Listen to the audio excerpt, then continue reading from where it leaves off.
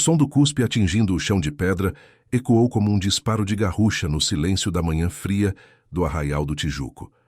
Uma bota de seda branca, imaculada e cara, recuou com um nojo visceral.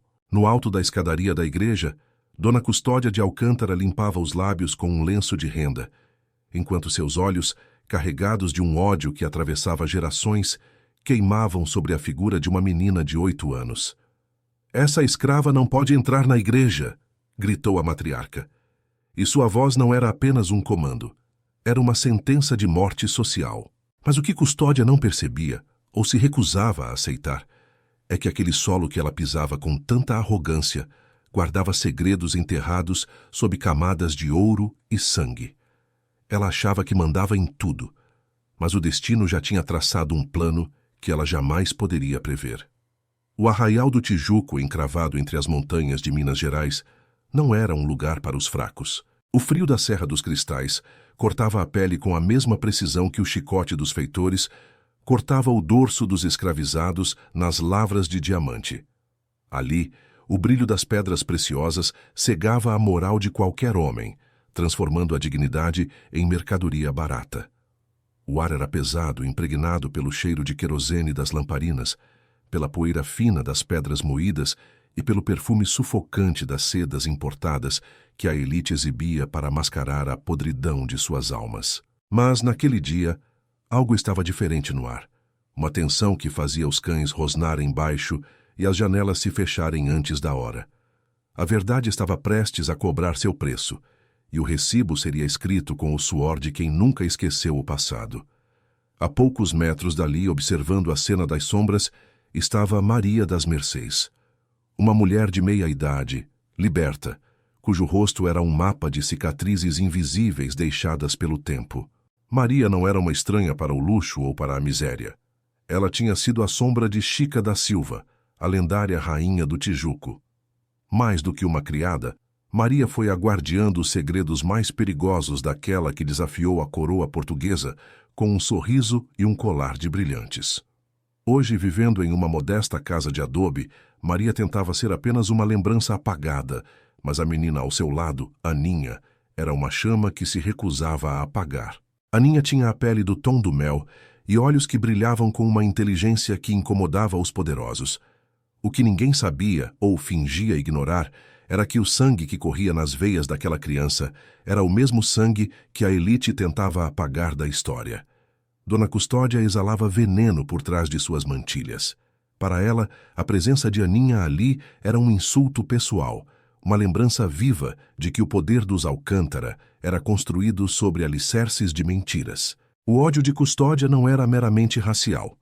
Era a inveja profunda de uma mulher que nunca teve o carisma, a beleza ou a coragem da ex-escravizada que se tornou senhora. Décadas antes, Custódia liderou o movimento das Senhoras Brancas para proibir Chica da Silva de entrar na igreja da Ordem Terceira de São Francisco. Ela achou que tinha vencido aquela guerra, mas o fantasma de Chica ainda assombrava seus sonhos mais caros. Quando ela ordenou que Aninha fosse recolhida, o termo era apenas um eufemismo para algo muito mais brutal. Ela queria escravizar a menina para enterrar de uma vez por todas qualquer rastro de que a aristocracia local estava manchada pelo sangue que eles tanto desprezavam. Maria das Mercês sentiu o aperto da mão de Aninha na sua, um gesto de medo, mas também de confiança. Ela sabia que, se não agisse, a menina seria consumida pela escuridão da senzala, desaparecendo nos registros como tantas outras. Mas Maria carregava consigo algo que valia mais do que todas as pedras já extraídas do rio Jequitinhonha. Sob suas roupas simples, pendurado por um cordão de couro, estava um relicário de ouro que pertenceu a Chica da Silva. Dentro dele não havia uma joia, mas um pedaço de pergaminho dobrado, amarelado pelo tempo e pelo suor. Aquele documento era a prova de que as terras onde hoje se erguia a imponente mansão dos Alcântara foram, na verdade, doadas por João Fernandes a um dos filhos de Chica. O que a elite chamava de herança era, na realidade, um roubo descarado cometido após a partida do contratador para Portugal. Maria sabia que a revelação daquele papel poderia ser sua sentença de morte, mas o silêncio agora era uma traição que ela não estava disposta a cometer. O cenário era de uma opulência agressiva. A igreja de Nossa Senhora do Carmo brilhava sob o sol, um monumento à rebeldia e ao poder de uma mulher negra. Chica da Silva mandara construir aquela igreja com a torre sineira deslocada para o fundo, desafiando todas as normas arquitetônicas da época só para provar que ela mandava até no que era sagrado.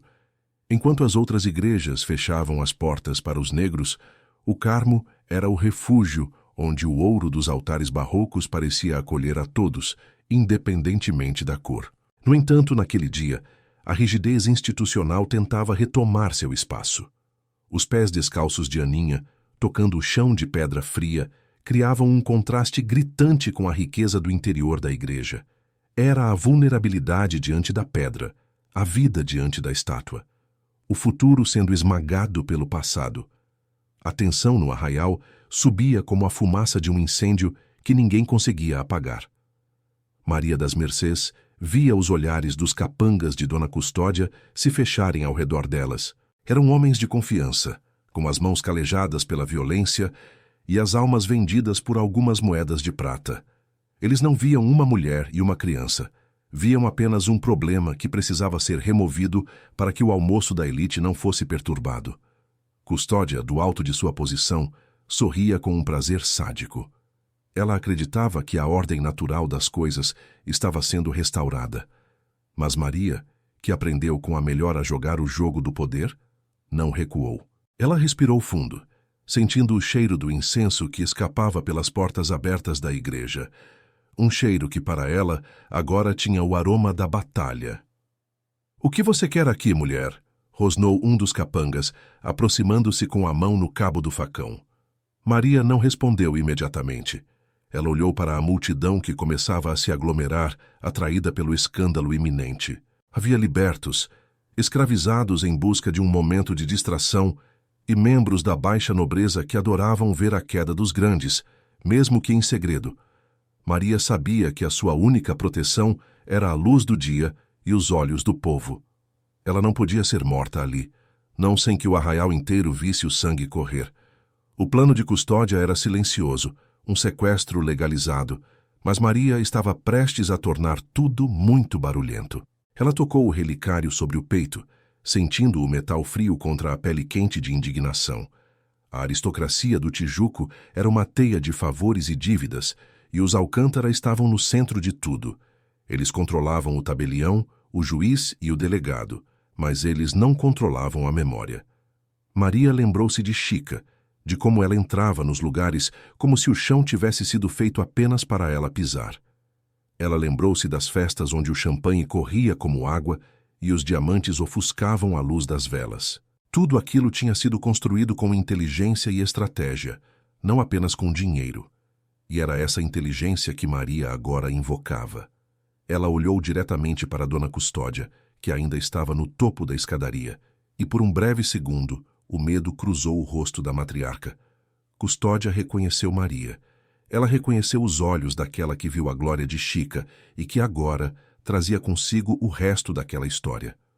O confronto não seria físico, pelo menos não ainda. Seria uma guerra de palavras e documentos, uma luta pela alma do Tijuco. Maria deu um passo à frente, puxando Aninha para perto de si. O silêncio que se seguiu foi ensurdecedor, interrompido apenas pelo vento que uivava entre as torres da igreja. "Essa menina não é propriedade de ninguém", disse Maria, sua voz saindo firme e clara, alcançando até os ouvidos dos que estavam lá no fundo da praça. O burburinho começou instantaneamente. Como uma liberta ousava falar assim com a senhora mais poderosa da região? Custódia sentiu o golpe, mas sua resposta foi rápida como o bote de uma jararaca. Ela é um estorvo à ordem pública, um rastro de pecado que deve ser limpo. Levem-nas daqui. Os capangas avançaram, mas Maria não se moveu. Ela ergueu a mão segurando o relicário de ouro bem alto para que o sol refletisse no metal e cegasse os agressores por um instante. O brilho era hipnótico, uma lembrança do ouro que Chica da Silva usava para comprar liberdades e construir igrejas. Os homens hesitaram. Havia algo sagrado e perigoso naquela mulher. Maria sabia que o tempo estava correndo contra ela. O tabelião da vila, um homem que escondia seus próprios pecados sob uma capa de burocracia, observava tudo de longe. Ele sabia o que Maria tinha. Ele sabia que aquele relicário guardava a ruína de muitos nomes respeitáveis. O suor frio começou a escorrer pela testa do oficial, pois ele percebeu que a fofoca perigosa daquela manhã estava prestes a se tornar um escândalo institucional. Maria das Mercês não era apenas uma testemunha. Ela era a peça que faltava em um quebra-cabeça de traição que durava anos. Ela olhou para Aninha e viu o futuro. Se ela falhasse, a menina seria apenas mais uma vítima de um sistema que mastigava corpos negros para cuspir lucros brancos. Mas se ela vencesse, ela mudaria o curso da história daquela família e talvez de todo o arraial. A multidão estava agora dividida. Alguns gritavam insultos, outros observavam com uma curiosidade mórbida. A festa da padroeira, que deveria ser um momento de união e fé, estava se transformando no palco de um julgamento popular. E o juiz era o povo, cujos murmúrios cresciam como uma onda que ameaçava quebrar contra os bancos reservados da elite. Dona Custódia, percebendo que perdia o controle da narrativa, desceu o primeiro degrau. Seus olhos eram punhais de gelo. Você acha que esse pedaço de metal te protege, Maria? Você não é nada. Essa menina não é nada. No final do dia, o papel que vale é o que eu assino. A arrogância da matriarca era seu maior escudo, mas também sua maior fraqueza. Ela acreditava piamente que a lei era uma extensão de sua vontade. Ela não entendia que a verdade, uma vez libertada, não aceita mais as correntes. Maria sorriu, um sorriso triste de quem já viu impérios caírem. Ela sabia que a queda de Custódia não viria de um golpe de espada, mas de uma verdade que ela tentou enterrar por tempo demais. Enquanto os capangas fechavam o cerco, Maria sentiu o peso do relicário. Ela sabia que precisava chegar ao tabelião, precisava forçá-lo a autenticar o que estava escrito naquele pergaminho diante de todos. O plano era arriscado, quase suicida. Se o tabelião se recusasse, ou se ele destruísse o documento, Maria e Aninha seriam jogadas em um calabouço de onde nunca mais sairiam. O cheiro de medo era forte, misturado ao suor dos homens e ao aroma das flores que adornavam a entrada da igreja. O destino de Aninha estava por um fio, e o fio era a coragem de uma mulher que não tinha mais nada a perder, a não ser a sua dignidade. Maria deu mais um passo, desta vez em direção ao centro da praça, forçando os capangas a se moverem com ela. Ela queria que todos vissem o que estava prestes a acontecer. Ela queria que a injustiça fosse documentada por 1000 pares de olhos. Este relicário, começou Maria, sua voz ganhando uma força que parecia vir das próprias pedras do Tijuco, não contém apenas ouro. Ele contém a justiça que vocês tentaram roubar. O silêncio voltou, mais pesado do que antes. Até o vento parecia ter parado para ouvir. Dona Custódia parou no meio da escadaria, sua mão tremendo levemente sob a renda fina. Ela sabia que, a partir daquele momento, ninguém mais no arraial do Tijuco dormiria em paz, pois o pior ainda estava por vir. O silêncio que se seguiu à fala de Maria das Mercês era tão denso que se podia ouvir o estalar das velas dentro da igreja. O relicário de ouro brilhava como um sol acusador entre suas mãos calejadas. Dona Custódia de Alcântara, ainda no alto da escadaria, parecia ter envelhecido 10 anos em um único segundo. Sua pele, antes pálida e altiva, agora tinha a cor das cinzas de uma fogueira que acaba de ser apagada. "Mentira!" ela gritou, mas sua voz falhou, saindo como um grasnido seco. Ela sabia que Maria não blefaria diante de tantas testemunhas. No arraial do Tijuco, um segredo guardado por décadas é como uma mina de pólvora esperando apenas uma faísca, e a faísca acabara de ser lançada. Maria não desviou o olhar. Ela caminhou lentamente em direção ao senhor Valentim, o tabelião da vila, que tentava se esconder atrás de um grupo de mercadores. Valentim era um homem pequeno, de gestos nervosos, que vivia de registrar as glórias e as misérias alheias. Ele devia sua posição, e talvez sua vida, a favores que Chica da Silva lhe fizera no passado, quando ele ainda era um simples escrivão endividado. "Senhor Valentim", chamou Maria, sua voz cortando o ar como uma navalha. "O senhor conhece este selo.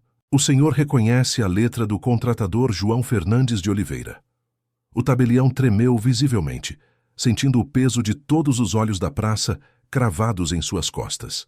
O escândalo estava armado, e ele era a única peça que faltava para o desmoronamento total. Se você está gostando dessa história de vingança e justiça histórica, deixe sua nota de 0 a 10 nos comentários agora mesmo.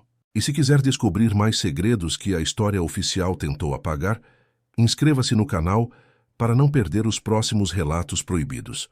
Sua presença aqui é o que mantém viva a memória daqueles que o tempo tentou calar. Dona Custódia percebeu que o cerco estava se fechando e decidiu usar sua última arma, a força bruta. Ela fez um sinal frenético para os seus capangas, homens que não conheciam a lei, apenas o comando de quem pagava suas contas. Mas antes que o primeiro deles pudesse tocar em Maria, algo inesperado aconteceu. Os negros libertos, os artesãos e até alguns soldados que assistiam à cena deram um passo à frente. Foi um movimento silencioso, mas coordenado, formando uma barreira humana ao redor de Maria e da pequena Aninha. O cheiro de suor e determinação era mais forte que o perfume das damas na escadaria. A tensão era elétrica, um fio esticado prestes a romper. O tabelião Valentim, vendo que a maré tinha mudado, aproximou-se com mãos trêmulas. Ele pegou o relicário e, com a ponta dos dedos, extraiu o pergaminho amarelado.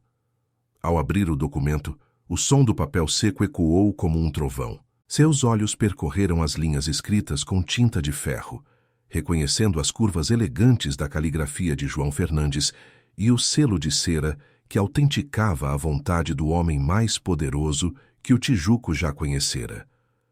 É autêntico, sussurrou Valentim, mas Maria o forçou a repetir.